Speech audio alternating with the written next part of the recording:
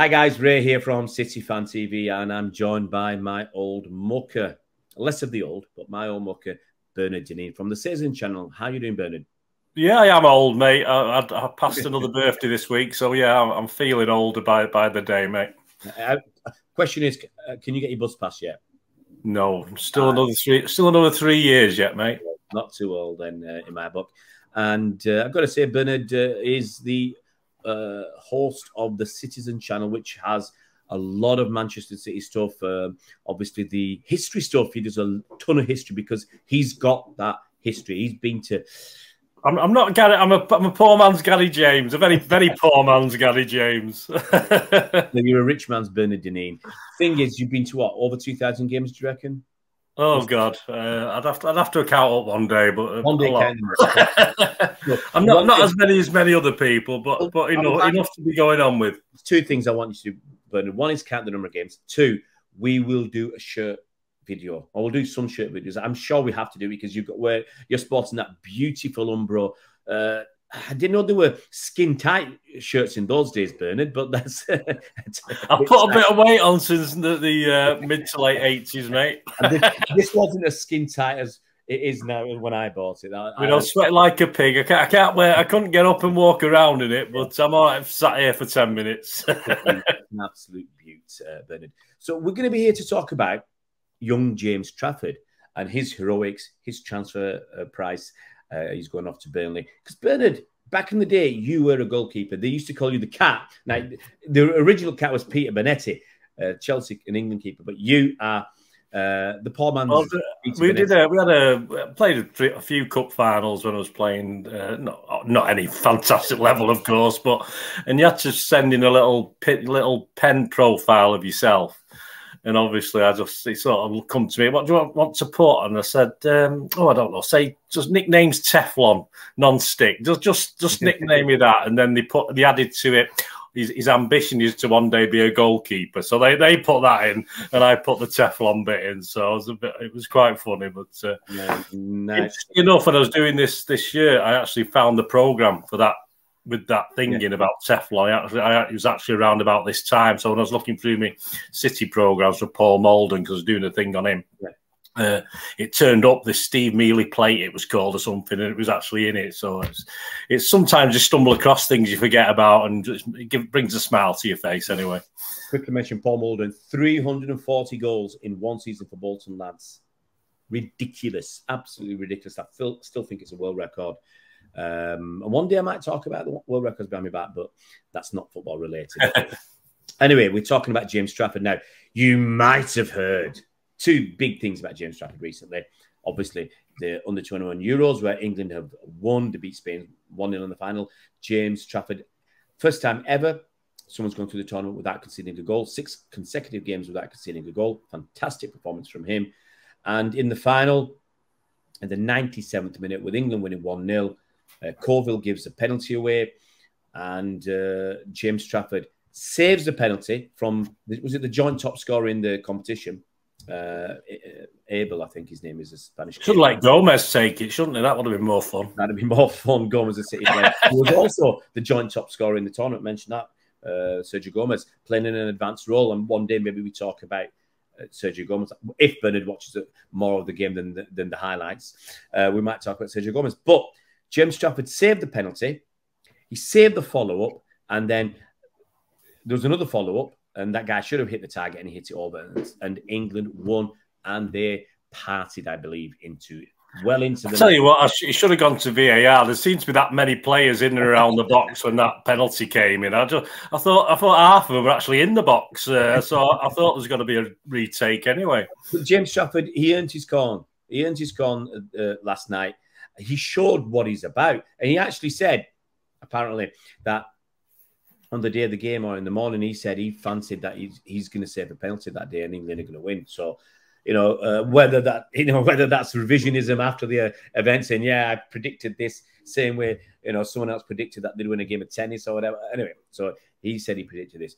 But he's a fantastic kid. He's a fantastic talent. And if you watched the video I did, was it yesterday or the day before, about City's academy, we are producing some incredible talent, especially goalkeepers of recent times that we've made money on.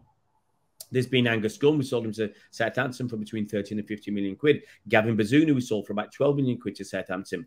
And we are now, I think Aaron Murich went for 2.5 million to Burnley. We're now in the process of selling James Trafford to Burnley for, some people believe, an eye-watering between 17 and 19 million pounds. And people say he should be in front of the FA. That he shouldn't be allowed. This is what you're getting on Twitter. But people are saying because he's only played in League One, he's never played in the Premier League. How can he be valued at such an immense price? Let's look at his record, okay? So he's been at City for I don't know actually when he joined City, but he was from Carlisle or something like originally. Well, let's have a look where he's come from. Yeah, he was at Cockermouth. I mean, that's you can't get your tongue around that, can you? He started at Cockermouth, went to Carlisle, and then in 2015 came to City. So he's been here 8 years. So he's been here a long time. He's only 20 years old. So he's been here since the age of 12. I actually saw a picture of him in and I'll try and dig it out if I can, in one of the old City shirts when he was a kid, about 12 years old. Something in the papers about him joining City. So he came in at the age of 12. He went to Accrington on loan. He played 11 games for them in 2021. I think that was during the COVID time. Then he went to Bolton. He played first season with them. He played 22 games. Last season, he played 40. This is all in the league. 45 league games for Bolton in the league. Okay, he had a fabulous season. There's no two ways about it. I think 26 clean sheets, I think, in total this season. I mean, 26 clean sheets in 46 games is a phenomenal. Well over 50% the clean sheets. Bolton finished 5th in League One. They went to the playoffs where they lost to Barnsley 2-1 overall on aggregate. They conceded only 36 goals in the whole season. 36 goals. Now, that was... who did better than them? Ipswich Town conceded 35, and they finished second in the table. They were automatically promoted with 98 points.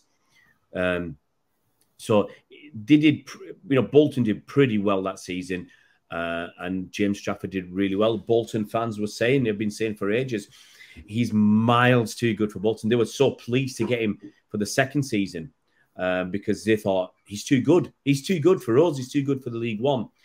And people are complaining, obviously fans of red persuasion are complaining that he's going for between 17 and 19 million pounds, and it's a fix. Bernard, you've seen a little bit about him. Does he look any good? Yeah, but he's very young, mate. This is a problem with goalkeepers. I mean, you think of City goalkeepers, the past, the Nicky Weavers of this world, who are tremendous at a young age. I mean, I had about a season where I thought I was the best goalkeeper, in amateur football. Yeah. I thought I was wonderful, but that soon dropped off a cliff, unfortunately. And I think City have done the right thing with him as well, because I think what they do when these lads go out on loan, they keep a close eye on him, make sure they're progressing correctly as he should be at these clubs. And Bolton did it totally right from what I can see with his progression. As I think he said himself, he started there as a skinny lad and now he's a tall, skinny lad with a lot more development up there as well, which, it's a precious, League One isn't easy. It's a hell of a lot of pressure on a young lads of any age, certainly the younger ones. Isn't it? It's a good level. I mean, I caught him more on, was it ITV was showing the Championship games in League 1 and 2. So I caught snippets of him throughout the season. And yeah, you could only see the Bolton Wanderers fans being very proud of him. But the actual Bolton Wanderers organisation as well, they've improved him a lot. But it is young. I mean, it's a young get. Burnley will be a hell of a step up. I don't know what the level is as far as their goalkeepers. He's done very well for goalkeepers over the last few years, haven't they? Burnley have some quality, good goalkeepers, and obviously, I think that will help his development. But all credit to City and Bolton because, as I said, they keep a close eye on him, make sure he's going the right way. And apparently, he's a quiet lad, but on the pitch, he's not too quiet, which is good. Good. I mean, I used to. You can't imagine this. I know guys looking at me, but when I was in goal, my players got sick of me because I never stopped shouting. I never stopped shouting and rollicking and God knows what, because I was confident in myself as well, and that's the big thing. If you're quiet, this is Edison to me is a funny one because he's very, very quiet, really, isn't he? He doesn't say very much, but he has got his confidence and he's cool and calm. But, you know, for me, you know, the fact that Trafford has that ability to chat and be confident on the pitch is very good at a young age. But it is, as I said, it is a young age to make too many judgments at the moment. Yeah, the step up to Burnley is going to be big. Burnley had Aaron Muric, ex-City, and you can see the difference. You know, he went out on loan to Forest a couple of seasons back, and he struggled because he had a bad start, and he got dumped. And you know, it's up there. A lot of it's up there. I mean, I remember playing for I went to a sort of higher level league on a Saturday, and they had the most brilliant debut ever. Fantastic. Everyone was ready. I was playing for like the third team out of three, and I got into the second team very quickly. They had three teams. It was a Saturday Industrial League, which is a high quality league, good players who used to play semi-professional stuff like this, and I was superb. And then I just had one bad game, and they sort of said, right, you might be going back down to the third team. You know, that sort of attitude, and it just, as you say, psychologically, it had an effect on me. I probably lasted another few months and just I'm not having this. I can't. You know, I'm not getting paid for this. I'm not doing it. So I just dropped out. But Burnley got Muric. They've got another goalkeeper. They've already bought another one. And I thought he was the one to push Muric out, but it's got to be Trafford, because here's the thing. City have sold, when Muric went out on loan, it didn't work out at Forest because Forest had no investment in him. They were paying his wages, and that's it. It might have been 10 grand a week. They weren't going to take the risk. We've seen with Gavin Bazunu and Angus Gunn when Southampton have paid, you know, big money, I think up to 15 million for Gunn, 12 million for Bazunu. They played them because they were invested in those players. They needed them to be a success. So James Trafford, yes, he could go out on loan somewhere. He could have even gone to Burnley. But the sale to Burnley are going to have to play him. They're going to have to make it a success.